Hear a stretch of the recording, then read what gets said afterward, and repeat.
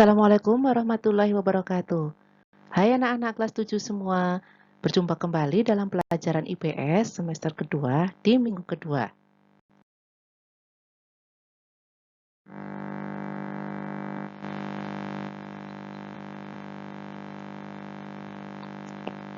Kita akan melanjutkan materi pertemuan kemarin, yaitu tentang motif ekonomi. Motif ekonomi merupakan motivasi yang membuat seseorang untuk melakukan berbagai tindakan ekonomi. Berikut adalah macam-macam motif ekonomi. Yang pertama adalah motif untuk kepentingan individu, yang artinya tindakan yang dilakukan untuk kepentingan diri sendiri. Contohnya, sarapan pagi, dan lain-lain.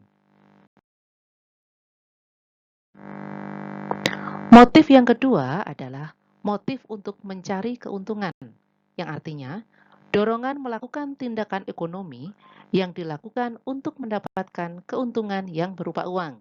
Contohnya, Pak Rio memelihara kambing dengan harapan kambing bisa gemuk dan memiliki anak akan bernilai lebih bila dijual.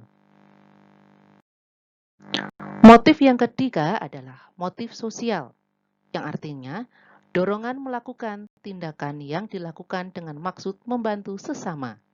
Contohnya, sebuah perusahaan yang membagikan produknya berupa beras maupun pakaian kepada korban bencana banjir.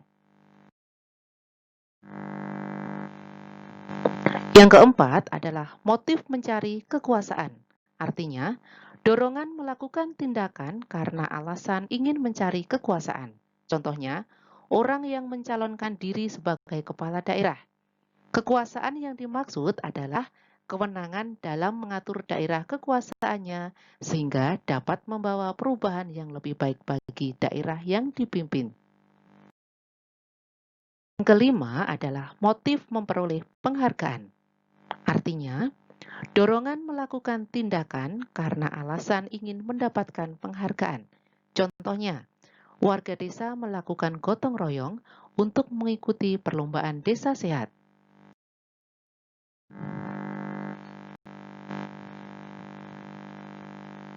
Berikutnya adalah prinsip ekonomi.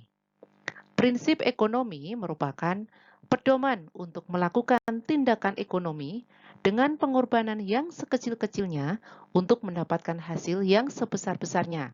Contoh, sebungkus sabun dapat mencuci pakaian sebanyak mungkin. Berikutnya adalah kegiatan ekonomi.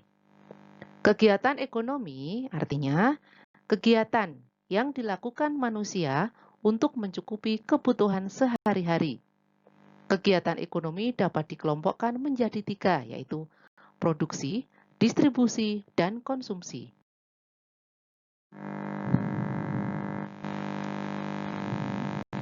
Untuk memenuhi kebutuhan sehari-hari, manusia harus mempunyai skala prioritas kebutuhan. Nah, di sini pengertian dari skala prioritas kebutuhan adalah daftar tentang berbagai macam kebutuhan hidup disusun berdasarkan kepentingannya. Dapat memenuhi kebutuhan, manusia harus bekerja. Di sini, tenaga kerja dapat dibedakan menjadi 3, yaitu tenaga kerja terdidik, contohnya guru, dokter, polisi, dan lain-lain. Tenaga kerja terlatih, contohnya penjahit, montir, sopir, dan lain-lain. Dan tenaga kerja tidak terdidik dan tidak terlatih, contoh tukang sapu, kuli, dan lain-lain. Yang pertama adalah kegiatan ekonomi yang berupa produksi. Produksi adalah kegiatan atau usaha manusia untuk menghasilkan atau menambah nilai guna barang dan jasa. Produksi yang pertama, memenuhi kebutuhan umat manusia. Yang kedua, memperoleh keuntungan. Dan yang ketiga adalah mempermudah manusia dalam mencapai kemakmuran. Yang pertama, produksi berdasarkan jenis barang yang diproduksi. Dibedakan menjadi 2. Yang pertama adalah produksi barang. Artinya, kegiatan produksi yang hasil akhirnya berupa barang. Contoh, produksi pakaian, sepatu, tas, dan lain-lain. Yang kedua adalah produksi jasa. Artinya, kegiatan produksi yang hasil akhirnya berupa jasa. Contoh, jasa potong rambut, jasa montir, dan lain-lain.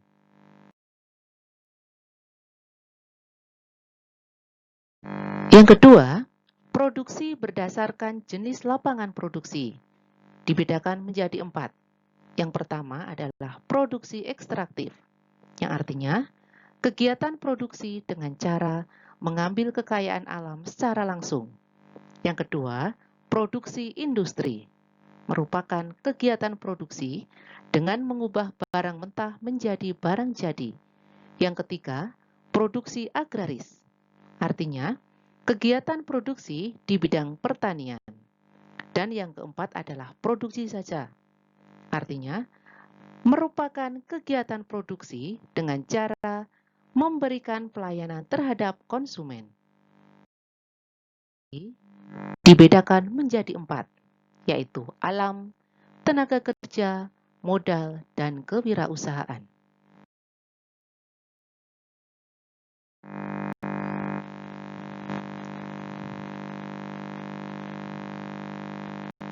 Kegiatan ekonomi yang kedua adalah distribusi.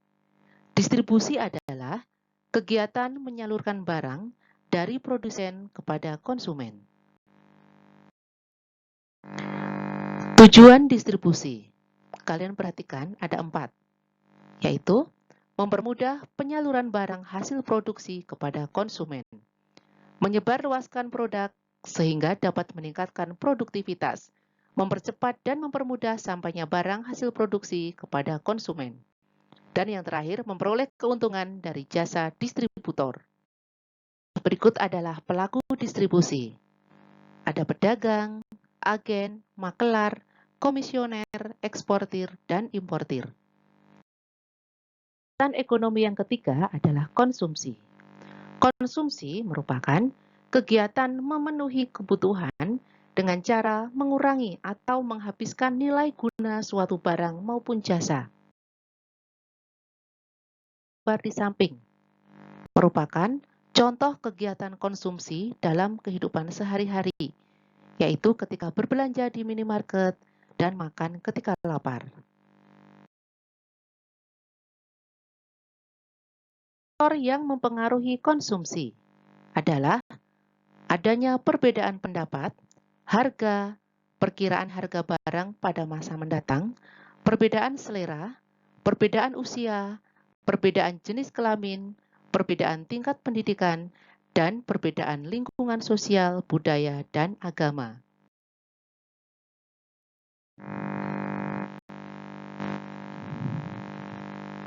Terima kasih.